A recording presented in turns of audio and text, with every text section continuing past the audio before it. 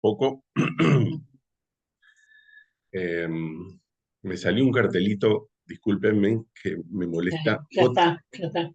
Que está grabando. Ah, What It, eso creo que lo tengo que tocar, ¿verdad? Ujú. Ah, porque si no, no me deja leer. Bueno, muchas gracias por la invitación. Le estaba haciendo una pregunta a Steve, este, acerca de la iglesia Marcos Salcedo, y Steve se aprovechó y me invitó. Hace más de 50 años, no, hace menos de 50 años, casi 50 años, una señora abría las puertas de su casa en un aposento alto para que unos jóvenes tuviesen una reunión casera de jóvenes. Y esa señora invitó a un joven que era la primera vez que decía algo en público, muy tímido, con muy poca cosa, y igual fue invitado y a los ponchazos dijo algo con mucha vergüenza y timidez. Esa señora es Paula y está presente. Muchas gracias por haberme invitado en esa primera ocasión que fue terrible para mí y seguramente terrible para los demás. Esperemos que así no sea en esta mañana. Damos gracias a Dios por compartir esa palabra. ¿Ibas a decir algo, Paula? No escucho. Agradecerte por lo que Ahora, estás. ahora sí. ¿Ahora sí? Sí, porque está muteada. Quería agradecerte por lo que estás diciendo y la alegría que das a mi corazón. Gracias por eso. Por favor, con mucho gusto, siempre tirando para adelante a todos los de alrededor, sobre todo a los jóvenes, Paula, así que muchas gracias por eso. Bien, hablando con Steve, convinimos un poco de lo que íbamos a hablar en esta mañana, que es lo que ustedes dijeron, Domingo de Ramos. Saben que a mí particularmente me suena muy católico decir Domingo de Ramos, no es que esté mal, pero creo que viene por ese lado. Aunque yo busqué un montón de datos, en ningún lugar específico dice que los católicos inventaron ese nombre. Sí sé que eso de Ramos viene porque aparentemente una de las ramas de los árboles que se cortaban en ese momento, la traducción es ramos. Aparentemente podría ser por eso que se le llamó Domingo de Ramos. Lo cierto es que nosotros festejamos o recordamos, mejor dicho, celebramos esa entrada triunfal del Señor Jesucristo en Jerusalén. El Señor siempre fue con sus discípulos de un lugar a otro caminando. No tenemos ningún otro registro, otro relato que nos muestre el traslado del Señor Jesucristo en alguna cabalgadura o llevado de otra forma, a no ser cuando ascendió al cielo y también cuando se ve en Apocalipsis 19 su entrada futura con las huestes celestiales en un caballo blanco. Allí lo podemos ver, como decía, en Apocalipsis 19. También es interesante, no sabemos cómo lo trasladó el diablo durante la tentación en el desierto. No lo dice que lo llevó de un lugar a otro, dice, pero no dice cómo fue, aunque seguramente fue utilizando alguno de los poderes que tenía el enemigo permitidos por Dios. Lo cierto es que esta entrada que vemos aquí es, podemos decir, inédita. Muchas veces hemos visto en casamientos a novias entrar en limusinas o en hermosos autos de diferentes maneras, aunque también, y algunos de ustedes recordarán, creo que estuvieron presentes, vi llegar a novias en cachilas, bien adornadas, y hasta, bueno, no hace mucho, en un casamiento vi por primera vez a la novia entrando en un caballo, en un hermoso caballo. Nunca lo había visto, una novia cristiana.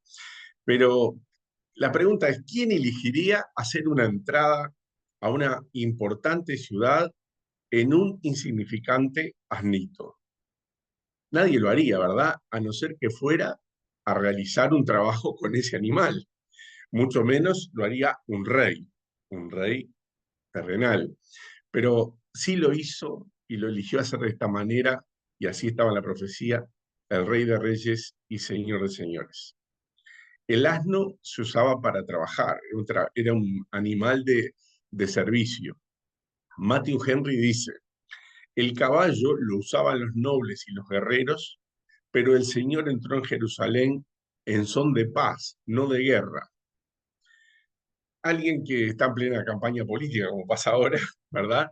Según el tipo de gente que quiere captar, usa o un determinado auto, o se mete en alguna fiesta y anda a caballo, para captar al tipo de gente que quiere hacerlo.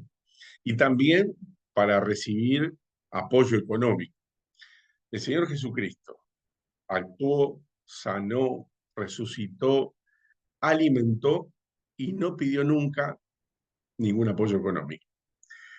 Además, podemos decir que este asnito, el cual entró el Señor Jesucristo, como sabemos muy bien, era prestado, como todo lo del Señor, desde su nacimiento en el pesebre hasta su muerte cuando fue puesto en la tumba propiedad de José de Arimatea.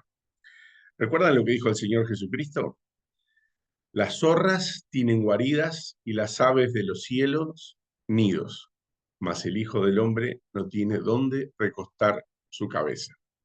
Pero vamos a leer un poco ahora el relato y los invito a leer en Mateo capítulo 21, versículo 4. Allí dice, todo esto aconteció para que se cumpliese lo dicho por el profeta cuando dijo, digan a la hija de Sión, tu rey viene a ti, manso y sentado sobre un asna, sobre un pollino, hijo de animal de carga. También lo encontramos en Zacarías 9:9, ¿verdad? Es la profecía que se cumplió. Seguimos versículo 6. Y los discípulos fueron y hicieron como Jesús les mandó, que le habían mandado ir a buscar el asnito, ¿se acuerdan? Y trajeron el asna y el pollino, obviamente, porque el asna seguramente, aunque no se relata, iba adelante para que el pollino le siguiera. Y pusieron sobre ellos sus mantos y él se sentó encima. Y la multitud, que era muy numerosa, tendía sus mantos en el camino y otros cortaban ramas de los árboles y las tendían en el camino. Y la gente que iba adelante y la que iba detrás clamaba diciendo, Hosana al Hijo de David, bendito el que viene en el nombre del Señor, Hosana en las alturas. Cuando entró en Jerusalén, toda la ciudad se conmovió, diciendo, ¿quién es este? Y la gente decía, este es Jesús, el profeta de Nazaret de Galilea. Indudablemente, el hecho de extender los mantos de las personas y las ramas y las expresiones que utilizaron en este momento mostraba un reconocimiento a la persona del Señor Jesucristo, un honor especial. Yo busqué y hay un solo registro en la Biblia, en 2 Reyes 9:13, si después lo quieren ver, que a Jehú, cuando fue proclamado rey, extendieron sus mantos por el camino para honrarle. Fue, la verdad que ni me acordaba de este asunto, pero veo que cuando uno estudia o va buscando, encuentra las cosas en la palabra de Dios. Fue interesante. Así que también fue como un motivo de honra.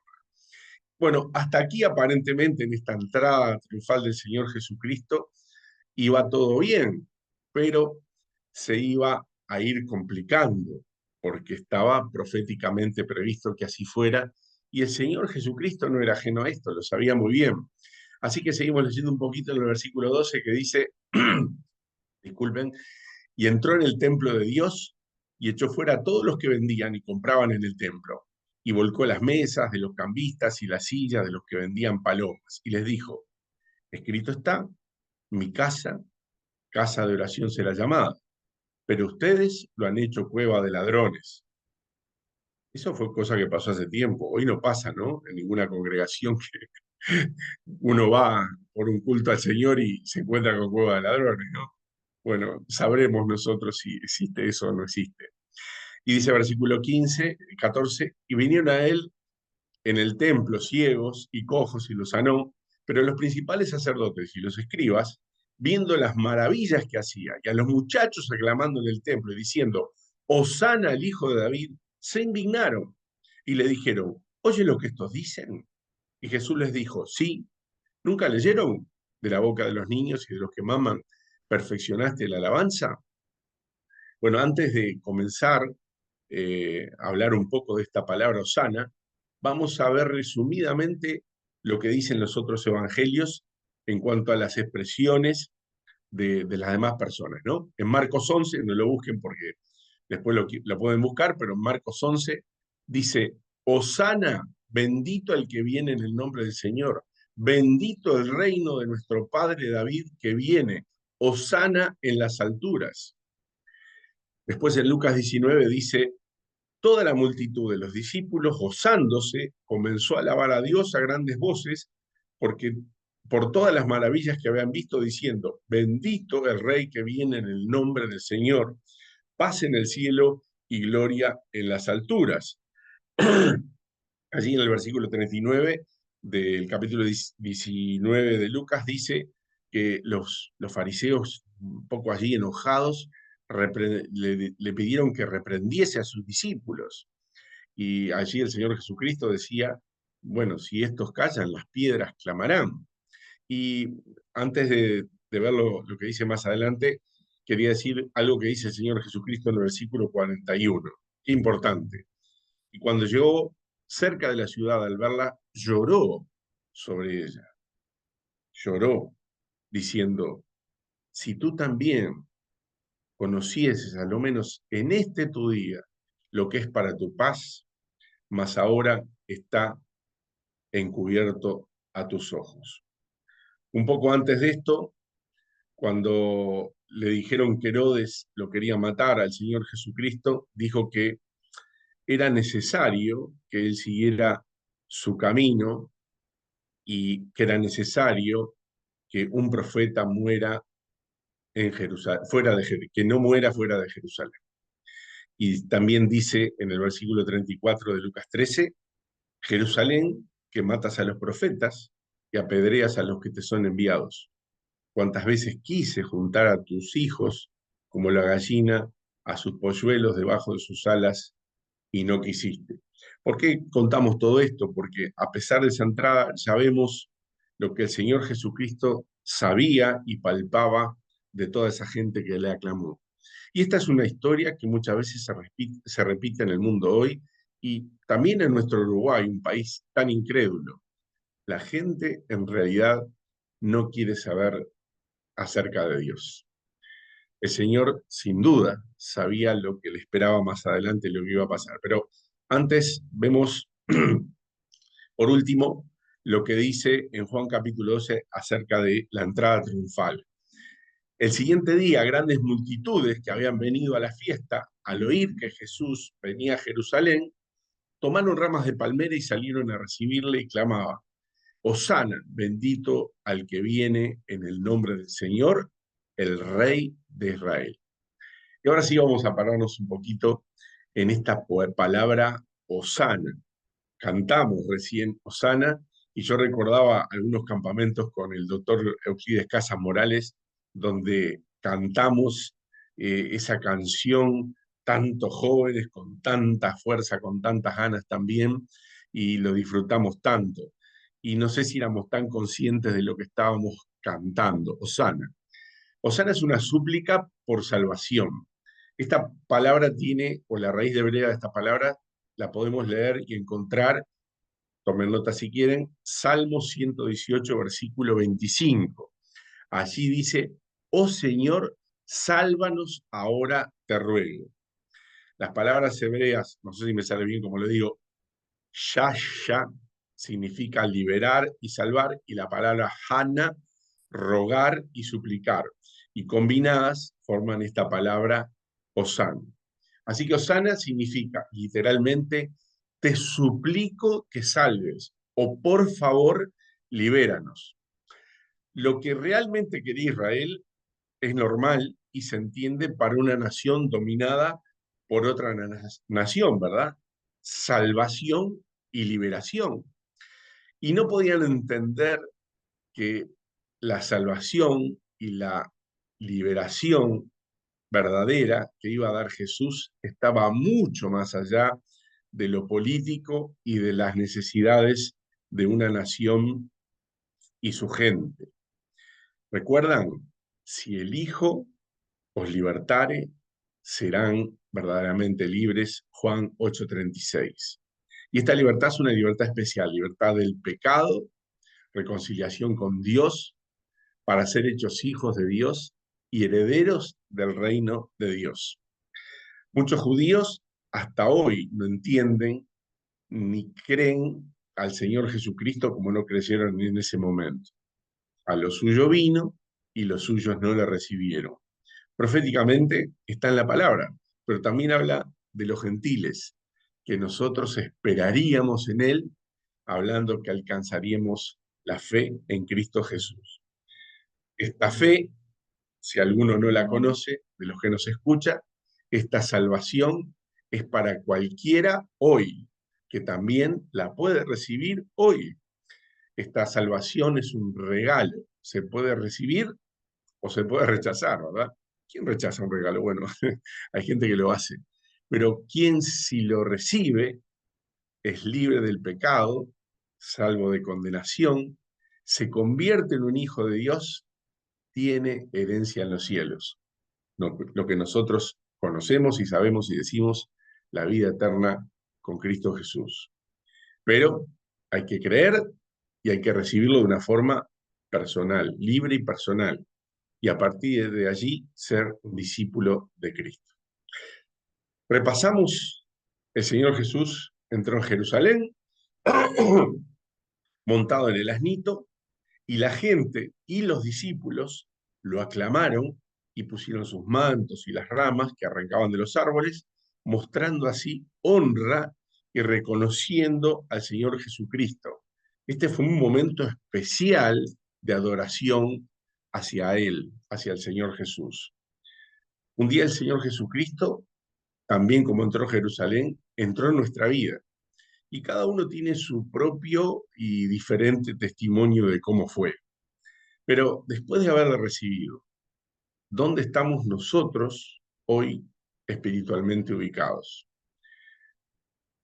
Hemos puesto a sus pies nuestros mantos, arrancado aquellas cosas que están en nosotros y que no deben estar y las hemos puesto a sus pies. ¿Qué cosas aún pueden estar en nosotros que conocemos en la fibra más íntima de nuestro corazón y que aún no están arrancadas y puestas a los pies del Señor Jesús? Seguramente hay alguna, ¿verdad? ¿Cuándo lo vamos a hacer? Hoy sería un buen día, ¿no? El día de la entrada triunfal. El Señor Jesucristo quiere que nosotros como sus hijos seamos verdaderos adoradores, no los que una vez o de vez en cuando le aclaman, como decía al principio de los hermanos, como la multitud, sino, como lo dijo él, en espíritu y en verdad. Y me gustaría hablar un poco de lo que significa ser verdaderos adoradores, no esos adoradores que una vez y se les pasa, sino lo que es según la palabra de Dios. Y aquí lo que quiero aclarar es que además de algunas cosas que el Señor me ha mostrado, también tengo algún comentario pequeño que saqué de Tozer y de otro hermano que se llama Shower, creo que algo así. Pero no puedo decir, ahora es de esto, entonces lo tengo todo junto y redondeado, así que quería aclararles esa parte, ¿no?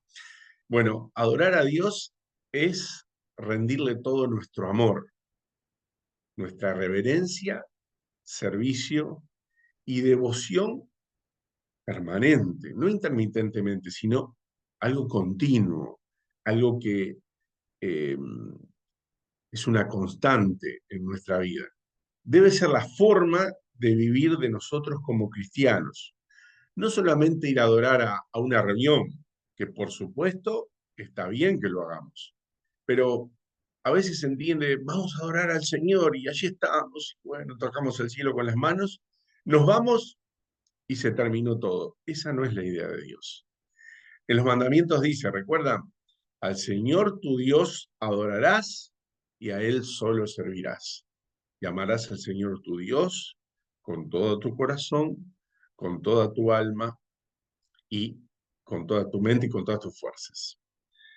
El supremo deseo de Dios es que cada uno de nosotros, sus hijos, le amemos y lo adoremos, tanto que estemos de una forma permanente en su presencia, en espíritu y en verdad, y eso es su verdadera adoración. No quiere decir que estemos todo el día, ay Señor, no, ¿verdad?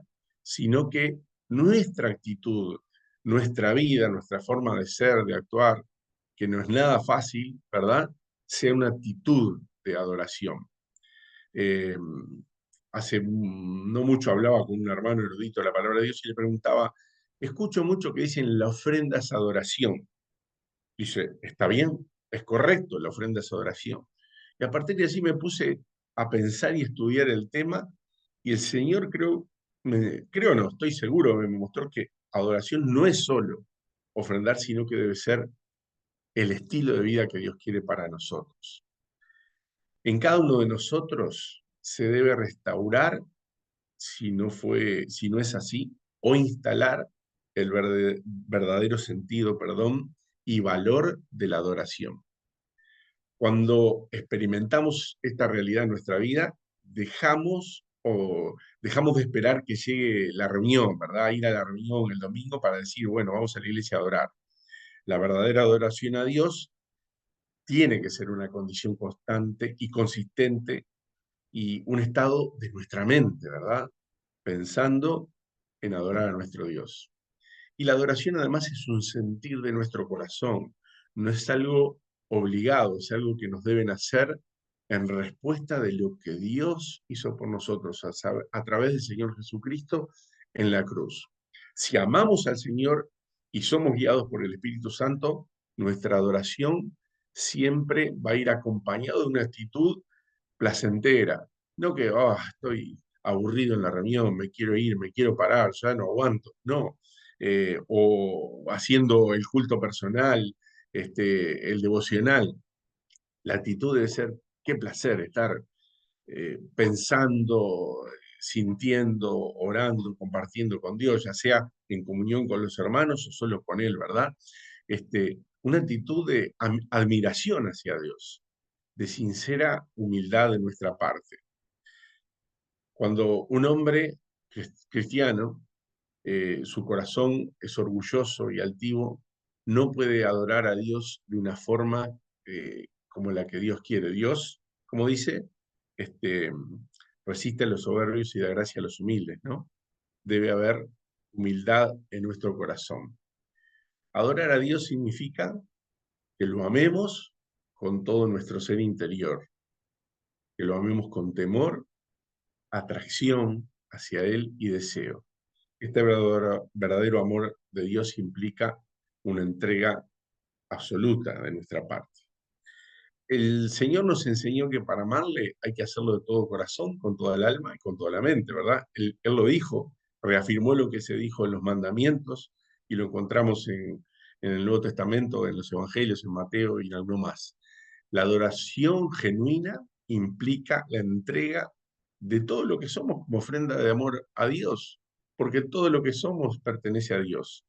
Podemos encontrar una buena ilustración en el Antiguo Testamento, si después buscan Levítico, el capítulo 3, allí cuando se hacen las ofrendas de un animal por los pecados, etcétera, etcétera, vemos al oferente, que era el sacerdote, y esa ofrenda que se presentaba era toda quemada. Al adorador, perdón, no le quedaba nada para sí, sino que se entregaba todo sin reservas a Dios, consagrando su vida entera a Dios. Adorar a Dios entonces implica la sumisión, la obediencia, la entrega. No podemos adorar a Dios sin haberle rendido previamente nuestra voluntad a Él para servirle en todo lo que Él nos pide. El Señor Jesucristo le dice al enemigo, allí cuando mencionábamos en la tentación, le responde, vete, Satanás, porque escrito está, al Señor tu Dios adorarás y a Él solo servirás. La adoración que no involucra nuestro servicio al Señor no es verdaderamente completa. No es admisible para Dios que un hijo de Dios, un creyente, sea inactivo, ocioso, y sin ejercicio de sus dones que son para el crecimiento de la iglesia. Esto es bíblico, no lo digo yo. Los dones que da el Señor son para el crecimiento de nuestra iglesia. ¿Cómo los estamos ejerciendo? ¿Los estamos utilizando? ¿Hay inactividad en alguno de nosotros? Ocio. No debe ser así. Hay que hacerlo como el Señor quiere. Y eso implica la entrega a Dios de nuestra energía, nuestro tiempo, a veces un cierto sacrificio, trabajo, fidelidad, amor, lo que somos y tenemos. Cantamos, ¿se acuerdan el himno 383? Decimos, lo que somos y tenemos, solo es nuestro en Él. Pero hay que vivirlo, hay que practicarlo, no solo hay que cantarlo, hay que sentirlo y disponerse a hacerlo. Y también implica, hablando del servicio a Dios, el servicio a nuestros hermanos. Allí en Hebreos 13:16 dice, de hacer el bien y de la ayuda mutua, no se olviden, porque de tales sacrificios se agrada a Dios. No nos olvidemos de nuestros hermanos en sus necesidades. Recién se oraba por los enfermos, por los que están tristes. No nos olvidemos de ellos. No solo orando, que es lo mejor que podemos hacer, pero a veces acompañándoles con una llamada telefónica, de alguna manera, ¿verdad? Sabiendo que nos estamos ocupando de ellos. Diciendo lo último ya de la adoración verdadera requiere que busquemos a Dios con nuestra mente, también leyendo, estudiando, escudriñando su palabra. Si queremos saber la voluntad de Dios, está en la palabra. Escudriñándola, leyéndola, buscándola, allí encontramos lo que Dios quiere para cada uno de nosotros. Y también encontramos que la manera de crecer en el conocimiento de Cristo. Y es lo que debe buscar el creyente, ¿no? Como decía Pablo, hasta llegar a lo sumo de ese conocimiento del Señor Jesucristo. Y esta es la parte de verdad de la adoración cuando el Señor Jesucristo dice, la hora es, y ahora es, cuando los verdaderos adoradores adorarán en espíritu y en verdad. Muchos de los que aclamaron en aquella entrada triunfal en Jerusalén, Hosana al Hijo de David, bendito el que viene, seguramente estuvieron también en aquellos gritos, crucifícale, crucifícale. ¿Cómo será a partir de ahora nuestra actitud con el Señor Jesucristo? Vamos a poner a sus pies aquellas cosas que todavía mencionábamos, que tal vez tenemos y no hemos sacado de nosotros, las vamos a arrancar, las vamos a dejar a sus pies.